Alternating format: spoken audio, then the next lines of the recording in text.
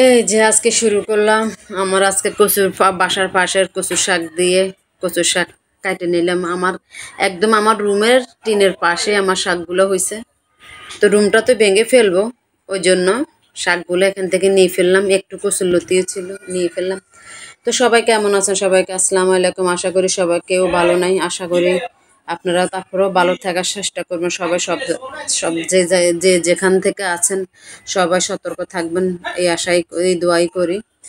তো এই যে আজকে আর কি করব, কিছুই ভালো লাগতেছে না। আপু ভাইয়াদের টিভি দেখে মোবাইল যে সব দুর্গদের ওদের পাশে দাঁড়াইছে ওগুলা দেখতেছি, আর অসহায় মানুষগুলোকে দেখতেছি, আর নিজে কষ্ট, মানে বুকটা ফাইটে যাইতেছে, মানে যাইতে পারতেছি না। যে যদি আমি ওদের কাছে যাইতে পারতাম, আমি আমার থেকে খুশি কেউ হইতে পারতো না।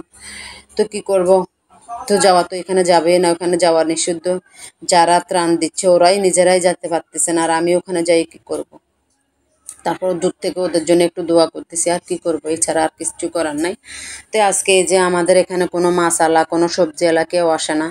যাই ছিল বাসায় তাই আজকে আজকে 2 দিন কি আজকে 3 দিন আমার সেম একই অবস্থা। যা আছে বাসায় ফ্রিজেই এখন টোটালি আমার কিচ্ছু নেই। যা ছিল ফ্রিজের থেকে একটু একটু করে বাইর করে আপনাদের সাথে শেয়ার করতেছি। আর ছেলে মেয়েগুলোকে কোনো রকমে খাওয়াই, ওদেরকে রাখতেছি, নিজেও খাই বাঁচতেছি। কেননা আমার এদিকেও অনেক পানি, আমার এখানেও অনেক পানি উঠে গেছে। এখানেও পানি উঠে ঠিক আছে, আবার পানি নেমে যায়। তো আমার এখানেও সেম একই অবস্থা, মানে ওদিকে ভ্যান গাড়িগুলোও ঢুকে না পানির জন্য, নিচা এলাকা। তো এই যে আমি আজকে আবার লার্কি চুলে রান্না বসালাম। যে আজকে ডাল দিয়ে, এই মটরের ডাল দিয়ে আমি কচুর শাকটা রান্না করতেছি। ধোঁয়া অনেক, তো ওই জন্য স্কিপ করে মনে কিছু নেবেন না, একটু স্কিপ করে প্রয়োজন হলে দেখবেন। তো এই মুরগির মাংসটা আমার মা বাড়ি থেকে অনেক আগে পাঠাইছে, আমি রেখে দিছিলাম। আমার ছেলে বলছিল একটু মোরগ পোলাও খাবে। আমার ছেলেটাকে মোরগ পোলাও খাওয়াইতে পারি নাই, কি করব, কিচ্ছু করার নাই। ও এখন ওই মাংসটাই বসাই দিছি। মোরগ, রাতা মোরগ ছিল এটা। তো এই যে আমার ছোটো মেয়েটা আবার ও তো ছোটো, ওকে আবার তো কিছুই খাইতে পারে না। আবার ছেলে মাশাল্লাহ আমি যাই দিই তাই খায়, কিন্তু মেয়েটাকে তো খাওয়াইতে পারবো না। তো একটু ওই মোরগটা ছিল, এটা রান্না বসাই দিলাম। আর এখানে আমাদের জন্য কচুর শাক বসাই দিছি। যা হোক একটু একটু করে সবাইকে খেতে হবে, কি করব, কিচ্ছু করার নাই। কোনো সবজিওয়ালা নাই, কোনো মাছালা নাই, আর যাই আছে বোনরে আমার এরকম সামর্থ্য নাই যে আমি এত দাম দিয়ে জিনিস কিনে খাইতে পারবো।